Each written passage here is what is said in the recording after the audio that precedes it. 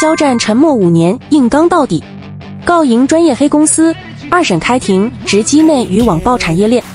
我相信大部分路人对肖战的印象大概就是平时打个喷嚏，营销号和 CP 大号都能脑补出10条剧情的那种话题明星。但是大家有没有认真注意过一个细节？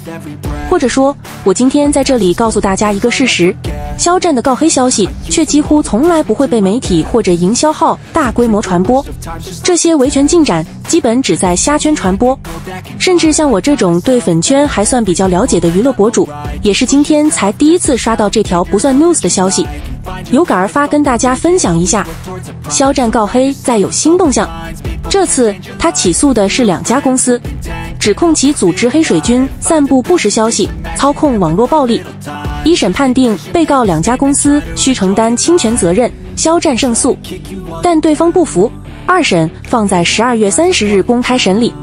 大家注意，被告公司成立于2020年3月，正是当年227事件，也就是2020年网上大规模对肖战实施网络暴力开始的时间点。更有意思的是，这家公司的管理层清一色姓杜。一个巧合可以说是巧合，但巧合太多就不是巧合了。时间点太巧，业务太像，关联太密，让人不得不联想到肖战之前告227事件超话主持人胜诉的事，就那么巧的成立时间。又是网络黑水军相关，长达几年的一个维权过程，很难不怀疑都是一伙的。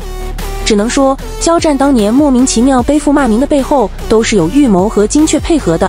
后面可能还有一些人依然逍遥快活到如今，甚至可能他们都不认为这是犯法，而是正当的商业竞争、资源争夺。可怕吧？蛮可怕的。其实自2020年起，肖战已起诉超200个恶意账号及关联企业，有37起案件终审胜诉。维权对象从个人延伸至组织化，印证了网络暴力已从零散行为升级为产业链运作。更令人细思极恐的是，近期有网友爆料，2020年他侄女所在的本地知名初中竟然建了多个百人群，专门黑肖战。群内周末发任务，黑帖按月结，有固定模板、话术、PPT， 自写内容转赞苹果百可拿20元每条。该网友原本想报警，但家里担心孩子被孤立，只能作罢。等他12月得知时，黑群已经存在了数月。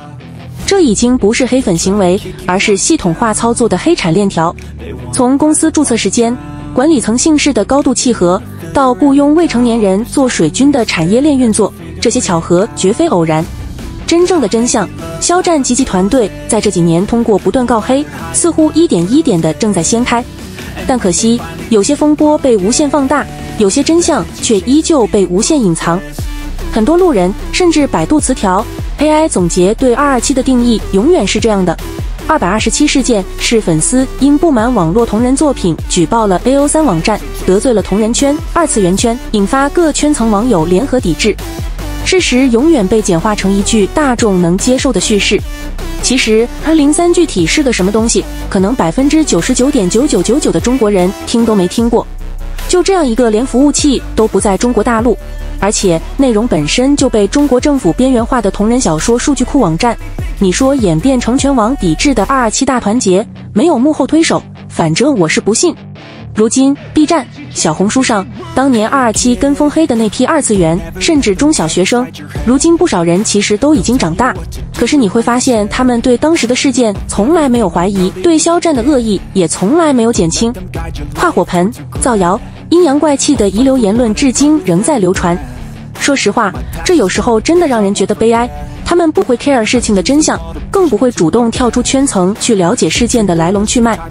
只要既得利益者还在，他就不会允许你去大规模的向民众推送这些反黑信息。你只要关注粉圈够久，就会发现，这种从舆论端切人的操作不是偶然，也不是只针对肖战一个人，这是行业生态。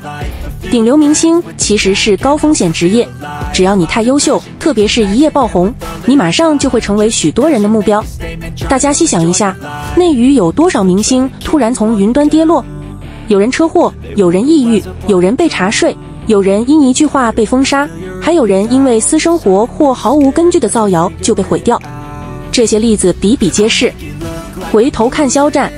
他不知道是幸运还是不幸呢？幸运的是，他他足够干净，足够自律，没有黑点，没有不当言论，粉丝足够多，对手的手段只能从粉圈下手，而没有采用更极端的方式。也正因为这样，资本和平台才愿意给他重回顶峰的机会。但细思极恐的是，他依然站在商务与影视的顶端，资源竞争不可避免，未来会不会再遇到更极端的打压方式，谁都不敢保证。所以他不参加活动，少接商务，让自己保持低调，甚至糙一点，也许真的是一种自我保护。但是又感觉他是坚韧的，正在以自己的方式一点一点的壮大，一点一点的掀开当年的真相，尽管那些人还站在高处。